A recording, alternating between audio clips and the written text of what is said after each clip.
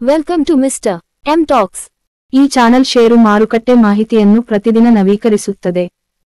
Return on equity rho ಎನ್ನುವುದು ಷೇರು ಮಾರುಕಟ್ಟೆಯಲ್ಲಿ ಕಂಪನಿಯ ಲಾಭದಾಯಕತೆ ಮತ್ತು ಅದರ ಷೇರುದಾರರ ಇಕ್ವಿಟಿಗಾಗಿ ಆದಾಯವನ್ನು ಉತ್ಪಾದಿಸುವಲ್ಲಿನ ದಕ್ಷತೆಯನ್ನು ಅಳೆಯಲು ಬಳಸುವ ನಿರ್ಣಾಯಕ ಹಣಕಾಸಿನ ಮೆಟ್ರಿಕ್ ಆಗಿದೆ.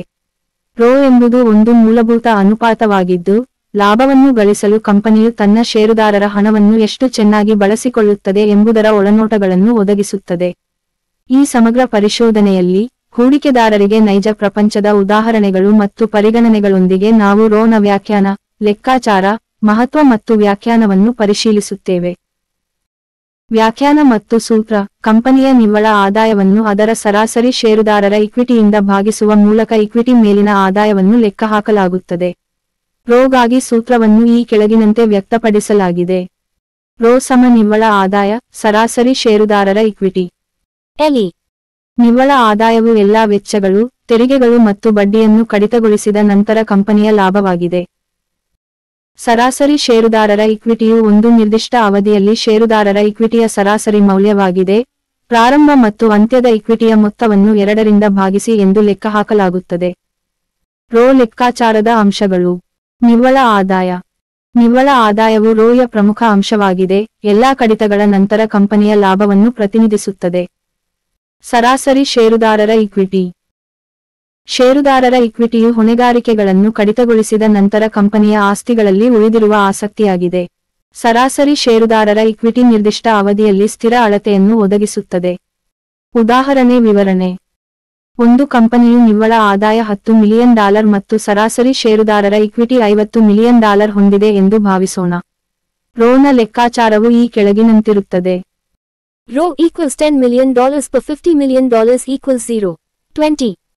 ಈ ಉದಾಹರಣೆಯಲ್ಲಿ ರೋ 20% ಆಗಿದೆ. ಕಂಪನಿಯು ತನ್ನ ಷೇರುದಾರರ ಇಕ್ವಿಟಿಯಲ್ಲಿ 20% ಲಾಭವನ್ನು ಗಳಿಸಿದೆ ಎಂದು ಸೂಚಿಸುತ್ತದೆ. Rho ನ ಮಹತ್ವ: ಲಾಭದಾಯಕತೆಯ ಸೂಚಕ. ರೋ ಕಂಪನಿಯ ಲಾಭದಾಯಕತೆಯ ಪ್ರಮುಖ ಸೂಚಕವಾಗಿದೆ. ಹೆಚ್ಚಿನ ರೋ ಅನ್ನು ಸಾಮಾನ್ಯವಾಗಿ ಅನುಕೂಲಕರವೆಂದು ಪರಿಗಣಿಸಲಾಗುತ್ತದೆ, ಲಾಭವನ್ನು ಉತ್ಪಾದಿಸಲು ಈಕ್ವಿಟಿಯ ಪರಿಣಾಮಕಾರಿ ಬಳಕೆಯನ್ನು ಸೂಚಿಸುತ್ತದೆ. ದಕ್ಷತೆಯ ಅಳತೆ: ಕಂಪನಿಯು ಷೇರುದಾರರ ನಿಧಿಯನ್ನು ಆದಾಯವನ್ನು ಉತ್ಪಾದಿಸಲು ಎಷ್ಟು ಪರಿಣಾಮಕಾರಿಯಾಗಿ ಬಳಸಿಕೊಳ್ಳುತ್ತದೆ ಎಂಬುದನ್ನು ರೋ ಅಳೆಯುತ್ತದೆ. ಹೆಚ್ಚಿನ ರೋ ಬಂಡವಾಳದ ಬಳಕೆಯಲ್ಲಿ ಉತ್ತಮ ದಕ್ಷತೆಯನ್ನು ಸೂಚಿಸುತ್ತದೆ. ತುಲನಾತ್ಮಕ ವಿಶ್ಲೇಷಣೆ: ಒಂದೇ ಉದ್ಯಮದಲ್ಲಿ ವಿವಿಧ ಕಂಪನಿಗಳ ಕಾರ್ಯಕ್ಷಮತೆಯನ್ನು ಹೋಲಿಸಲು ಹೂಡಿಕೆದಾರರು ರೋ ಅನ್ನು ಬಳಸುತ್ತಾರೆ. ಷೇರುದಾರರಿಗೆ ಹೆಚ್ಚಿನ ಆದಾಯವನ್ನು ಸ್ಥಿರವಾಗಿ ಉತ್ಪಾದಿಸುವ ಕಂಪನಿಗಳನ್ನು ಗುರುತಿಸಲು ಇದು ಸಹಾಯ ಮಾಡುತ್ತದೆ. ಹೂಡಿಕೆದಾರರ ವಿಶ್ವಾಸ: ಸ್ಥಿರವಾದ ಮತ್ತು ಹೆಚ್ಚಿನ ರೋ ಹೂಡಿಕೆದಾರರಲ್ಲಿ ವಿಶ್ವಾಸವನ್ನು ಹುಟ್ಟುಹಾಕುತ್ತದೆ. ಷೇರುದಾರರ ಮೌಲ್ಯವನ್ನು ರಚಿಸಲು ಕಂಪನಿಯು ಈಕ್ವಿಟಿಯನ್ನು ಪರಿಣಾಮಕಾರಿಯಾಗಿ ಬಳಸಿಕೊಳ್ಳುತ್ತಿದೆ ಎಂದು ಸೂಚಿಸುತ್ತದೆ.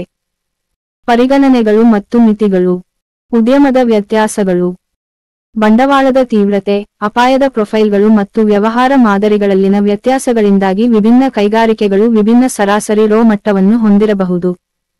ಸಾಲದ ಮಟ್ಟಗಳು: ಹೆಚ್ಚಿನ ಮಟ್ಟದ ಸಾಲವನ್ನು ಹೊಂದಿರುವ ಕಂಪನಿಗಳು ಹೆಚ್ಚಿನ ರೋ ಅನ್ನು ಹೊಂದಿರಬಹುದು, ಆದರೆ ಇದು ಅಪಾಯವನ್ನು ಹೆಚ್ಚಿಸಬಹುದು. ಕಂಪನಿಯ ಹತೋಟಿಯೊಂದಿಗೆ ರೋ ಅನ್ನು ನಿರ್ಣಯಿಸುವುದು ಅತ್ಯಗತ್ಯ. ಸಮರ್ಥನೀಯತೆ: ಒಂದು ಬಾರಿಯ ಅಸಾಧಾರಣ ಲಾಭವು ರೋ ಅನ್ನು ವಿರೂಪಗೊಳಿಸಬಹುದು. ಮೆಟ್ರಿಕ್ನ ನಿಖರತೆಯನ್ನು ಖಚಿತಪಡಿಸಿಕೊಳ್ಳಲು ಹೂಡಿಕೆದಾರರು ಕಂಪನಿಯ ಗಳಿಕೆಯ ಸಮರ್ಥನೀಯತೆಯನ್ನು ಮೌಲ್ಯಮಾಪನ ಮಾಡಬೇಕು. ತೀರ್ಮಾನ: ಷೇರುದಾರರ ನಿಧಿಯನ್ನು ಬಳಸಿಕೊಳ್ಳುವಲ್ಲಿ ಕಂಪನಿಯ ಲಾಭದಾಯಕತೆ ಮತ್ತು ದಕ್ಷತೆಯನ್ನು ನಿರ್ಣಯಿಸಲು ಹೂಡಿಕೆದಾರರಿಗೆ ಇಕ್ವಿಟಿ ಮೇಲಿನ ಆದಾಯವು ನಿರ್ಣಾಯಕ ಮೆಟ್ರಿಕ್ ಆಗಿದೆ. ಕಂಪನಿಯು ತನ್ನ ಹೂಡಿಕೆದಾರರಿಗೆ ಎಷ್ಟು ಆದಾಯವನ್ನು ನೀಡುತ್ತದೆ ಮತ್ತು ಹಣಕಾಸಿನ ವಿಶ್ಲೇಷಣೆಯ ಅವಿಭಾಜ್ಯ ಅಂಗವಾಗಿದೆ ಎಂಬುದರ ಕುರಿತು ಇದು ಮೌಲ್ಯಯುತ ಒಳನೋಟಗಳನ್ನು ಒದಗಿಸುತ್ತದೆ. ಆದಾಗ್ಯೂ, ಹೂಡಿಕೆದಾರರು ರೋ ಅನ್ನು ಅರ್ಥೈಸುವಾಗ ಉದ್ಯಮದ ಮಾನದಂಡಗಳು, ಸಾಲದ ಮಟ್ಟಗಳು ಮತ್ತು ಗಳಿಕೆಯ ಸಮರ್ಥನೀಯತೆಯನ್ನು ಪರಿಗಣಿಸಬೇಕು. ಈ ಮೆಟ್ರಿಕ್ನ ಸೂಕ್ಷ್ಮವಾದ ತಿಳುವಳಿಕೆಯು ಹೂಡಿಕೆದಾರರಿಗೆ ತಿಳುವಳಿಕೆಯುಳ್ಳ ನಿರ್ಧಾರಗಳನ್ನು ತೆಗೆದುಕೊಳ್ಳಲು ಅಧಿಕಾರ ನೀಡುತ್ತದೆ, ದೃಢವಾದ ಹಣಕಾಸಿನ ಕಾರ್ಯಕ್ಷಮತೆಯನ್ನು ಪ್ರದರ್ಶಿಸುವ ಮತ್ತು ಷೇರುದಾರರಿಗೆ ಶಾಶ್ವತ ಮೌಲ್ಯವನ್ನು ಸೃಷ್ಟಿಸುವ ಕಂಪನಿಗಳೊಂದಿಗೆ ತಮ್ಮ ಹೂಡಿಕೆಗಳನ್ನು ಜೋಡಿಸುತ್ತದೆ. ಡೆಕ್ಲರೇಷನ್: ಮಾಹಿತಿ ಶಿಕ್ಷಣ ಉದ್ದೇಶಕ್ಕಾಗಿ ಮಾತ್ರ. ನನ್ನ ಸೇನೆಯ ಸಬ್ಸ್ಕ್ರೈಬ್ ಮಾಡಿ ಬೆಂಬಲಿಸಿ.